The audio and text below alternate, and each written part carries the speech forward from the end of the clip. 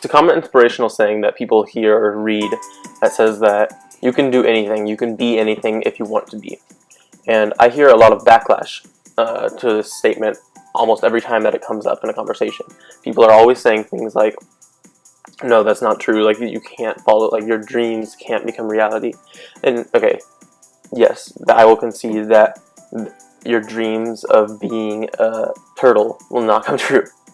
But, and also people who, like, if you have an actual disability where if you don't have legs, you will not become the world's greatest runner, maybe with appendages, so even then possibly, but within possibilities of being a healthy person, you can do anything.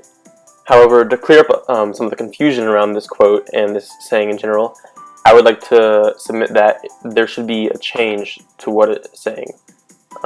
Instead of saying you can be anything that you want to be, or your dreams can come true, the statement should at the end say if you are willing to sacrifice.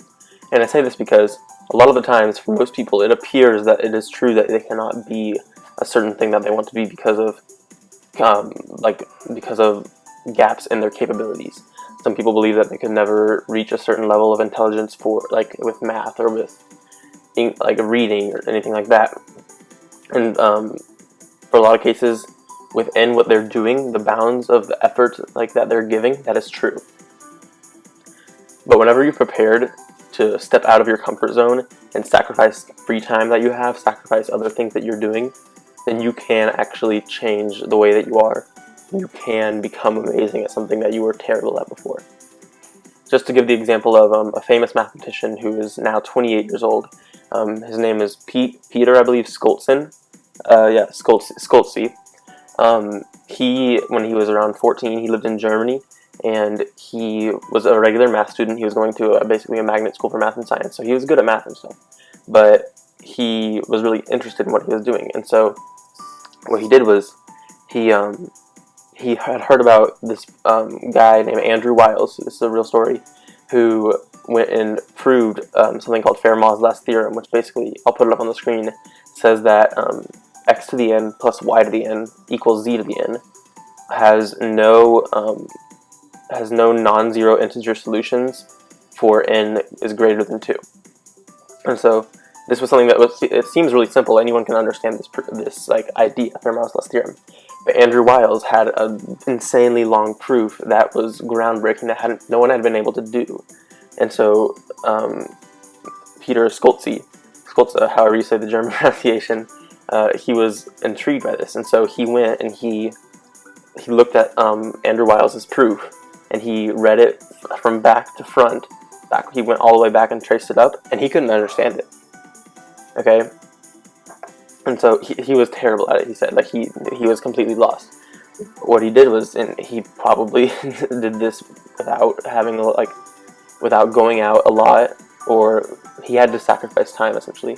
What he did was he went on and he researched about every single piece of the proof that he didn't understand, every single technique that was used, every single point of math that was involved in it.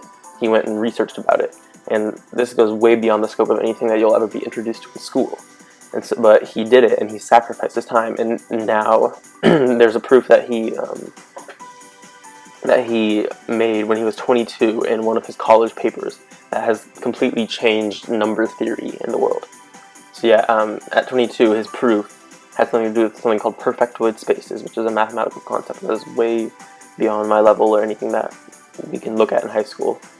And the proof had already been sort of insinuated by other people, but like those proofs were like 122 pages.